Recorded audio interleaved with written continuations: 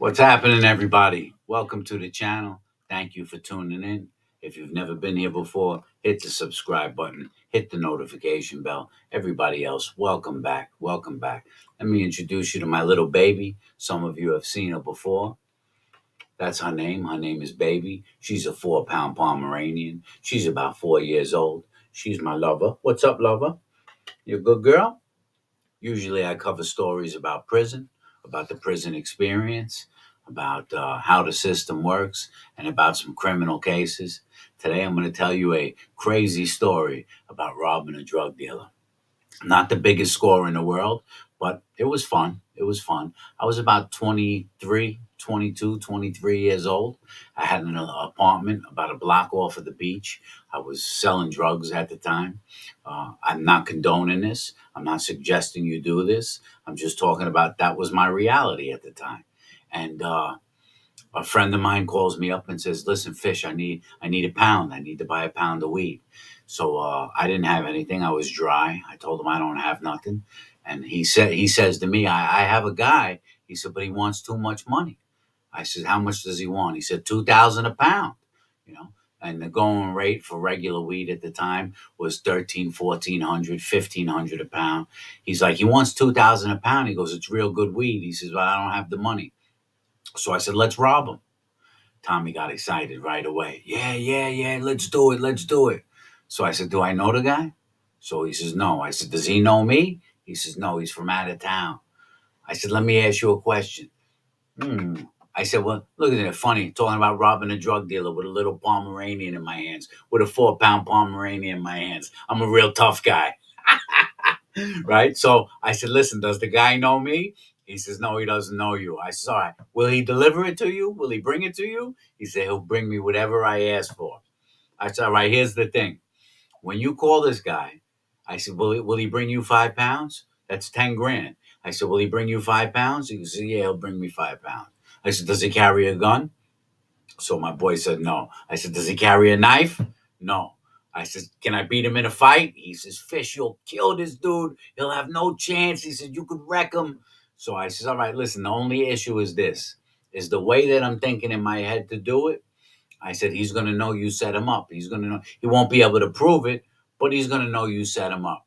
And my boy says, "I don't care. I'm not worried about it. Don't worry. I'm not worried." I said, "All right, listen, if this guy don't know me and I don't know him," I says, "if my name comes up in this later, that means it came from you."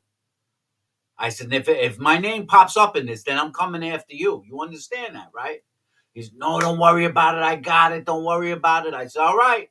I says, "Call this guy. Tell him that you're sitting with a friend. Tell him, make up a name. Tell him my name is Brian. Tell him your boy Brian has 10 grand cash. He wants to take all 5 pounds right now." I said, "But haggle with him a little bit. Make it seem real. Tell him 9,500. See if you can get it for nine. Tell him 9,500. I'll take all five." And my boy calls him up and tells him, "Yo, listen, 9,500. My buddy will take all five of those right now." And the guy says he's bringing them. So I give him the address. But the address I give him is 1 block over from my house. There's a big apartment building that sits right on the beach. I said, "Give him the address to the apartment building and tell him to come to the side door on the bottom floor and just knock on the door." I says, "That's it." And Tom, he calls him and they agree on it. The guy says, "Yo, I'll be there in an hour." No problem. So I said, "Yo, you sure this guy don't got a gun on him, right? Because I'm not going with anything.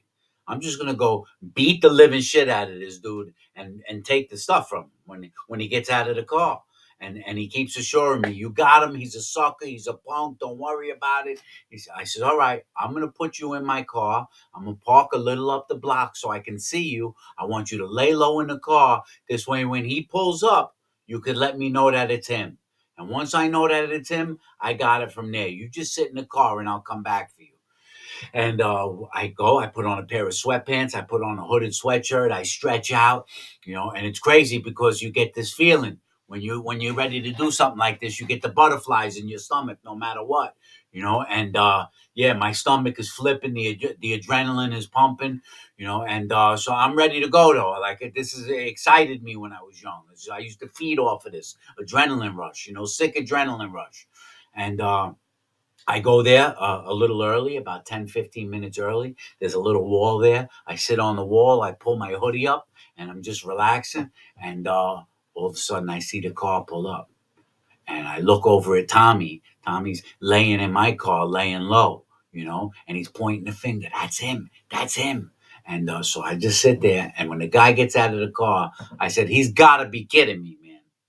This guy was 6'3", 230 pounds. I'm not exaggerating. The guy was a monster. 6'3", 230, 240, right?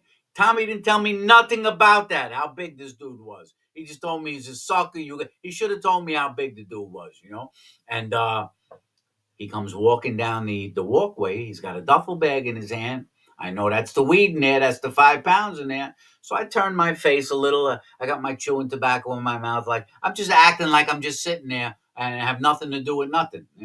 And the guy comes down. He glances at me a little bit. And then he turns around and he starts knocking on the door. And no one's answering the door. I'm looking for the right moment when he's completely has his back to me because he's kind of standing on an angle as he's knocking on the door. And he turns around and he looks at me and he's like, "Yo, you see anyone go in this door right here?" I says, "A guy went in there about 5 minutes ago." I said, "That's it." I act like I don't want to talk to him. "Yo, a guy went in there a couple of minutes ago."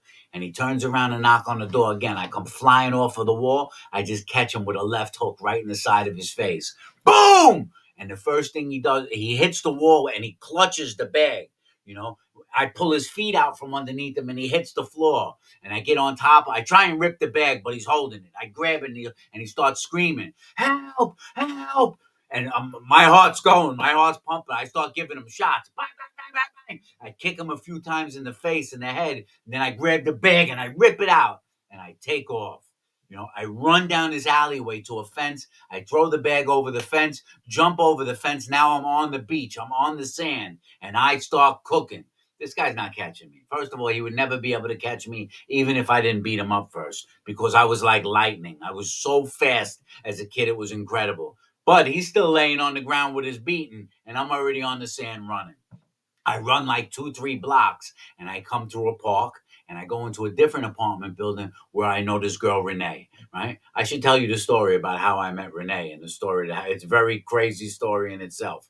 But I go into the apartment building. I go up to the third floor where Renee is, hoping she's home. I knock on the door. She opens the door. I come in. I said, "Listen, Renee, I just got to do something." I open up the duffel bag. I take 2 pounds of the weed. I give her 2 pounds. I said, "Put that under your bed. I'll be back later. Don't touch it." And then I go back out onto the street with the duffel bag. Right? I wasn't in a house 30 seconds, and I hit the street and I start going through alleyways, watching where I'm going, paying attention, making sure no, this guy's not driving around looking for me. And I get to my house because my house was only 1 block over.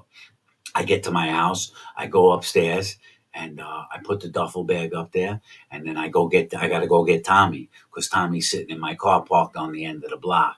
And so I sneak my way back over there, making sure this guy still isn't around. I see that his car is gone that he pulled up in. I get in the car with Tommy, and I take him back to my house. And when we open the duffel bag, I act like I'm opening the duffel bag for the first time. And I says, "That ain't 5 pounds." I said, "This looks like it's 3 pounds, and it's still a score. So split it in half. I give Tommy a pound and a half. I take a pound and a half, but really I got 3.5 pounds, and that's what he gets for not telling me the guy is 6'3", 230, 40 pounds. That I was fighting a gorilla." Right? The guy couldn't fight anyway. He was a sucker. He was right. The guy was a sucker. He fell on the floor like a coward and covered up.